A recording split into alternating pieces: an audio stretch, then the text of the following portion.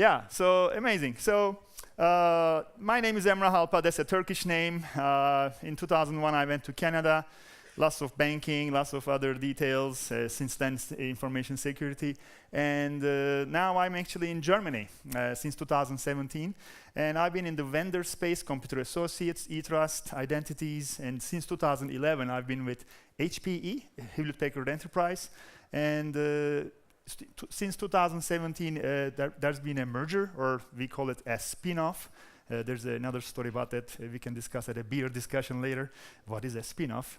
Don't ask me. Now we are called Micro Focus. And as a result, the entire security portfolio has fallen under Micro Focus of HPE. And since 2011, I've been working with ArcSight. I'm not sure how many of you know, but it's a security operations center solution where you get all the logs and you try to make sense out of it. It's been so many years that the SIMs have been in place. So today we will talk some of the advantages of using that technology and the real-world stories from the security operations centers. And this is a very small little agenda. We are not going to have time to go through the whole thing, especially the last one, bonus hunt use cases. Because we will make the slides available, that's why I want to put it in there so that you would have it in your back pocket. But we will talk about the current threat landscape a little bit, followed by the MITRE attack matrix. How many people have heard it, MITRE attack matrix? Thank you. Please, ask a question about it or share your experience while I'm talking, because I'd like this to be as bidirectional as possible. So when we get to that topic, I will maybe ask you a question to maybe speak up a little. Would that work? Okay, we'll see. Yeah, it has to be interactive, right? I can't know everything, so thank you for being here. So, and today's Security Operations Center is the next. Sorry about that. Let's just go back. I guess we can't go back. All right, no problem. Okay, now I know how to go back. So today's SOC, we will talk about, because of my role, I have an EMEA level role, Europe, Middle East, Africa. And right now, actually, we have Brazil as well, so we'll see if we get there. But I'm seeing lots of real-world operation centers, 24/7, 9 to 5, you name it, one person, 25 people. I'm seeing a common denominator within these SOCs, and I'm seeing common denominator of problems as well, and solutions. Again, that's what we will focus on today. And there's a thing called the behavior analytics, and everybody has an opinion on this. We have an update on that topic as Micro Focus, so we will talk about that a little bit. And that's gonna be end for our day. So again, this is me. I like heavy metal, I guess, brutal truth. I generally like talking about the brutal truth, honestly. That's why we are here. If we cannot talk about that secret, that is, of course, keeping secrets is important, but if we cannot even talk about the high levels of it, then we have a problem. And I have a DJ persona as well, so if you're into techno music, you can check my YouTube channel with Burinata. And there you go. So Micro Focus, who are we? What do we do? We have a good vision, in my opinion, and we have 15,000 employees with 40,000 customers across the globe. It's a wild world within Micro Focus, so you probably need to ask our folks in the booth if you need more information. I won't spend too much time there, but as a general company, we focus on these 4 strategic areas. Number 3 in there is security, risk, and governance. That's what we are going to be talking about today. And in general, our portfolio of products allows you to to quantify risk by analyzing and inventorizing your data, no matter what data can be, MP3, audio file, regular file. And once we classify, then we have a chance to protect it. And the full life cycle of security, we do this. And we just had a Forrester Wave, actually 2 days ago, for the data security platforms, and because of my role, I was asked to do the security operations part, and I think I'm not too wrong when I say we are one of the only companies out there, maybe top 2, top 3, I don't know, that provides an end-to-end security portfolio, starting from the classification to protecting and getting an analysis of that data at the end in the security operations domain. We have the NetIQ, we have the Fortify, so identity, the application security, the whole ecosystem is being provided by Micro Focus. So again, today's goal is the security operations, that's why we're not going to spend too much time on these. And yeah, this gives us a tremendous opportunity to help our customers in their security journey. And this is our recent announcement. Again, being a Canadian, I was proud to hear this. It's a company called Interset. They do user and entity behavior analytics from Ottawa. So we will talk about that if we have time at the end. And yeah, today this is why we are here, the current threat landscape. And just a small little example here from a company called Cyber Reason from last year. They set up Bates, a fictitious company looking like a financial organization. And they counted all the steps. It took generally 10 steps from the initial botnets be detecting this company. And then the first person logging in on the 7th or I believe the 8th stage within 3 days. So I'm not sure, I'm not going to be the only one here thinking, well, Emrah, that's not news.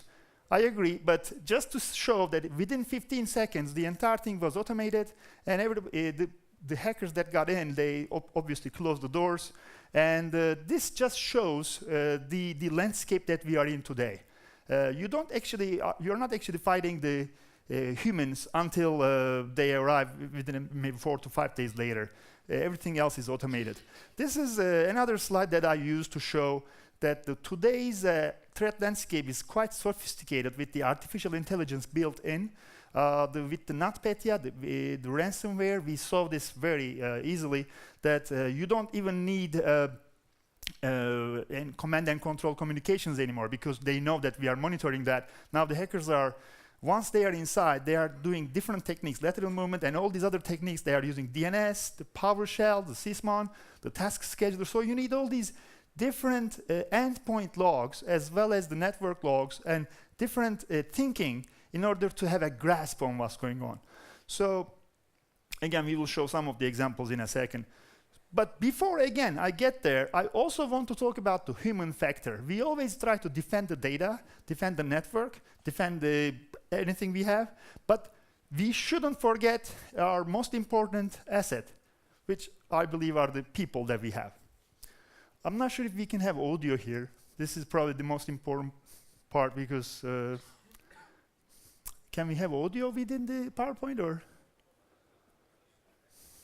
Not too much. Okay, I will share the link to this later. This was a recent test, random people asking their passwords, and they would not technically give their passwords, but if you're intelligent enough, you can just ask the right question. They will give you some parts of their passwords. The trick here is somebody else recording these two people who is doing the questionnaire. That's why the other person feels under pressure. This is one technique, obviously.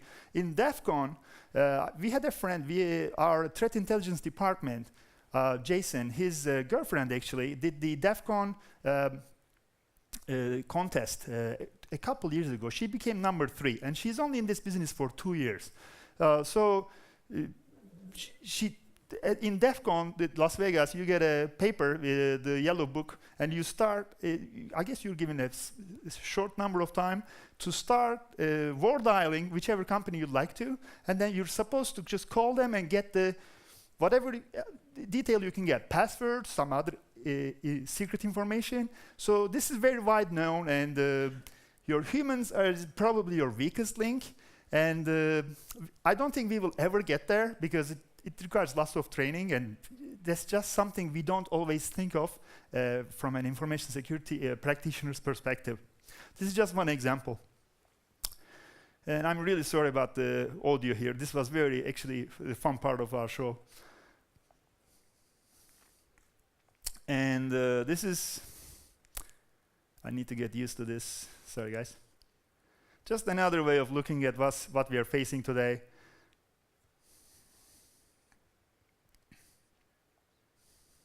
All right, it's not gonna work today. It's not, my demo gods are not with me today, so. So long story short, what I was trying to say is don't trust every word you hear, even from a security vendor perspective, even from the defensive side.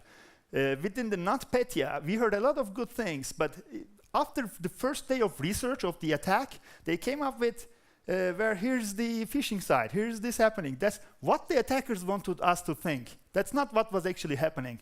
So 12 companies that I've listed here are the ones that rated it correctly, that found the correct root cause. SOC Prime was one of them. I'm a member of the Certified Ethical Hacker in LinkedIn. I highly recommend that one.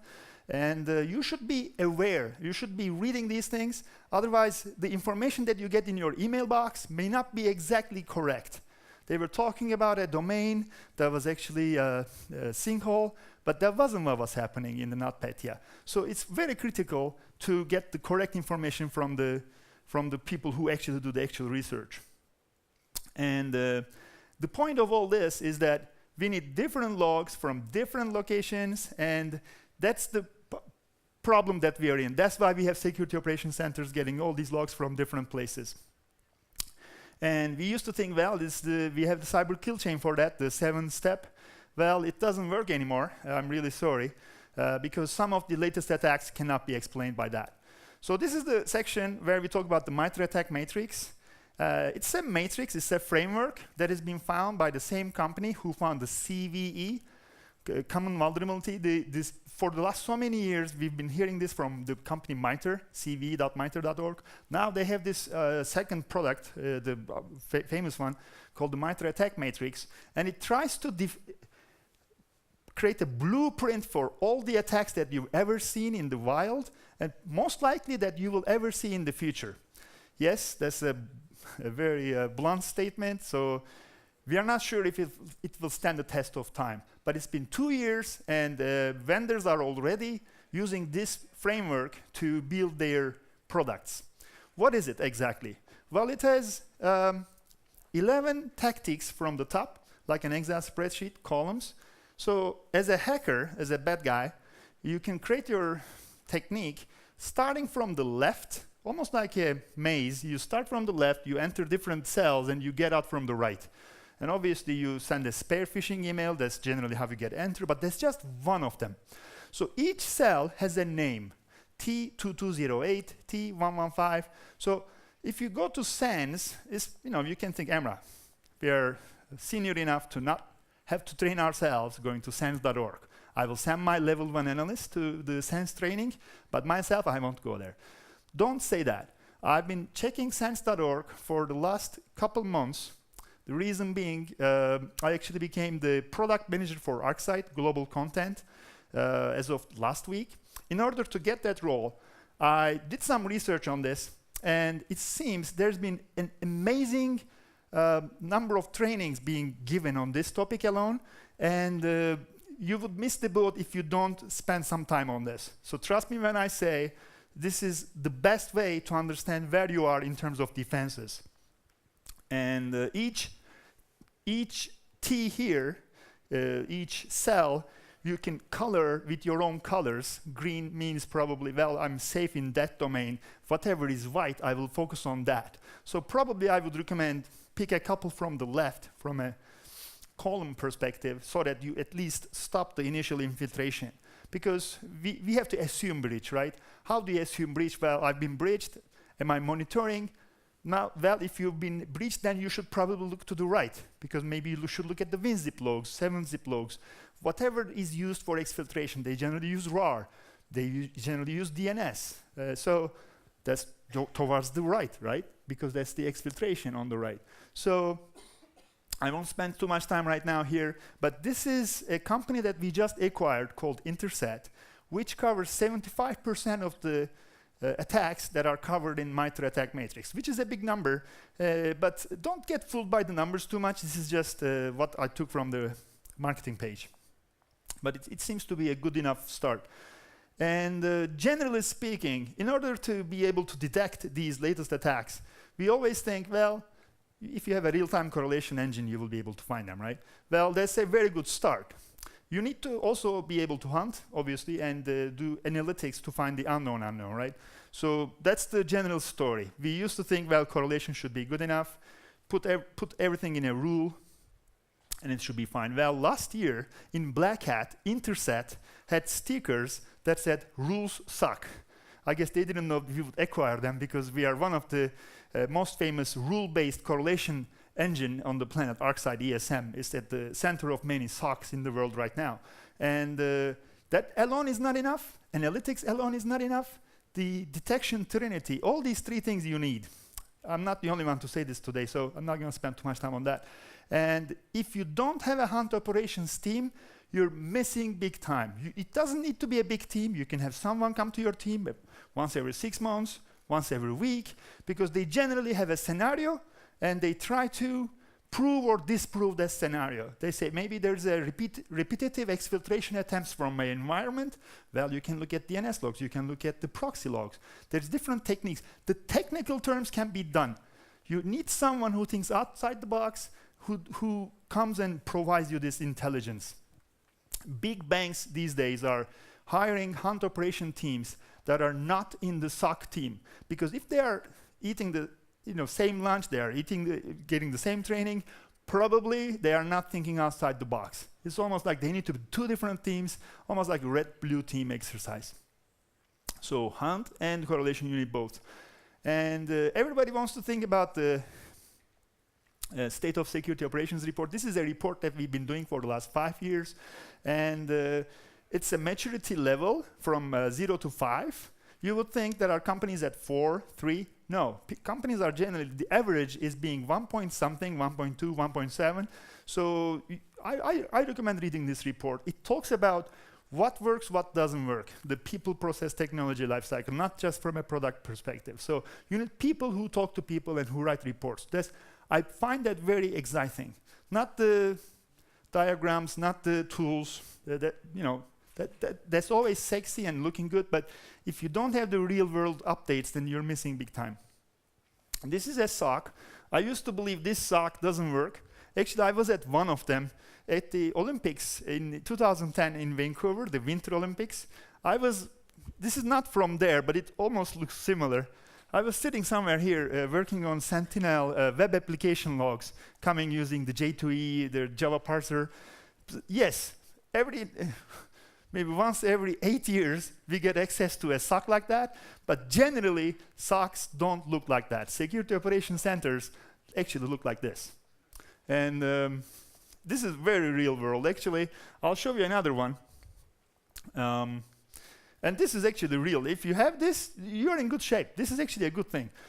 This came from 3 months ago in Israel. I was talking to this gentleman who comes to our Protect conference and speaks there. So he knows what he's talking about. And he formed a small SOC with 3 people, 24/7. And I asked him this critical question. Is it not easy to have the third shift from 11 p.m. to 7 a.m.? He said, no. There are some people who actually cannot see their children unless they do this work. I said, why? Because if the shift ends at 7 in the morning, they go back at 7:30. That's just before their children get on the school bus, so he can actually see his children more often. Another one, he said his wife was actually doing another work at night at a hospital, so sometimes it's easy to find these people for shifts. So this is a very flesh and blood, real-world example. This is actually taken using my smartphone. I couldn't get the actual screenshot. I asked him if I could share it. That's why I'm sharing it right now. And this is the definition of what we see today. At the top, you're seeing something almost unknown. There's the anomaly detection, machine learning algorithm. You throw everything to find, I believe in this case, this is the logons. I can't read the top, I'm sorry, but we can check that out later. So this looks like an anomaly, awesome. That looks like an anomaly, awesome. So if they are repetitive, that's not that awesome. There's something going on. That's one way of detecting attacks. You need that for sure, but that shouldn't be the only thing you have to detect the attacks. Then you have a big data problem. You can't throw enough people at this problem. So you still need the machines helping you to cover 80, 90% of the known attacks. That's done by a correlation engine. Correlation engines use rules. You would say, Emrah, we are in 2019. We don't have correlation engine anymore. The SIM is dead. I'm sorry. I was talking to a big bank 3 months ago in Turkey. They said, Emrah, right now we have 400 rules, and in next year we will reach 800 rules. And you would think 800 would be a good enough number. You're probably covered. No, it's a maturity. You need to think about this. You need to find more unknowns by doing hunting and feed the feedback from that hunt results back to your correlation engine. It's an endless loop. So if you don't think like that, if you expect the vendor to give you a set of rules and you're done, it's a big mistake. Again, this is the, I'll share the slides so you can read them later, the exact details. This is the FortiGate, Windows. So some more real world. Well, January. Anybody saw this? Nobody? Really? I'm following a person on LinkedIn. He generally posts 10 things a day, so you should be lucky to read the correct one. And I saw this thing called Modlishka, and I clicked on it. Same day, I was at a doctor appointment. I just don't have time to read all these things, right? Even no matter how much you think you're one of those crazy InfoSec people, I also received an email about this on the same day that I saw that on LinkedIn. So 2 different sources warned me about this. Then I clicked on it to read what's this latest attack. Let's see. It's the 2-factor authentication being bypassed. It's the latest attack these days. Of course, the demagogues are not with us today, really. This was the highlight of the presentation, so amazing. Can we use a mouse to click on play somewhere around here? If you hover the mouse over the laptop, PowerPoint, the play button will come up, and then we can press play. It's set to autoplay, but maybe I made a mistake there. And I've been showing this 5 times so far because it's a recent attack. There you go. So, sorry for the bad resolution. A good guy receives an email called Top Secret. Click on this link.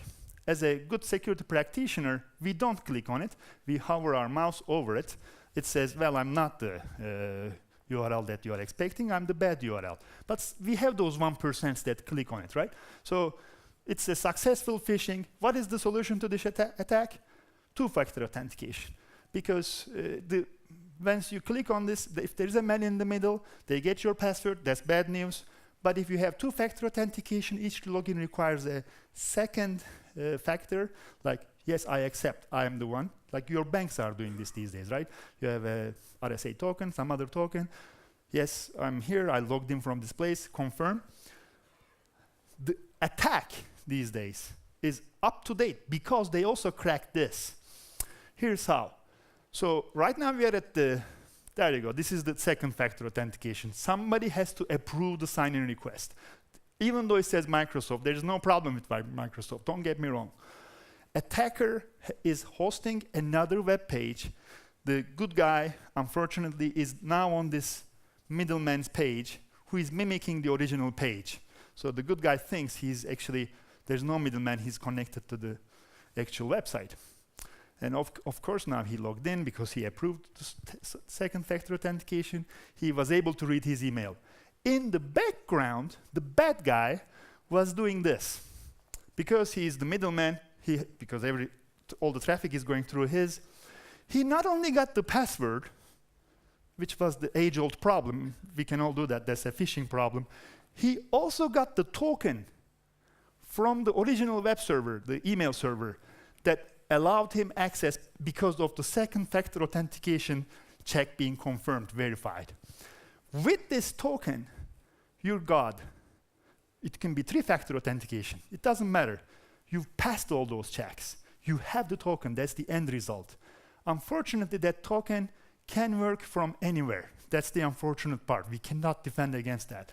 Go to a fresh, new Chrome. This is the bad guy. It's a free component called Cookie Importer. Just Google it. You can import the cookie, Now your browser is a trusted browser with the password and the token in it.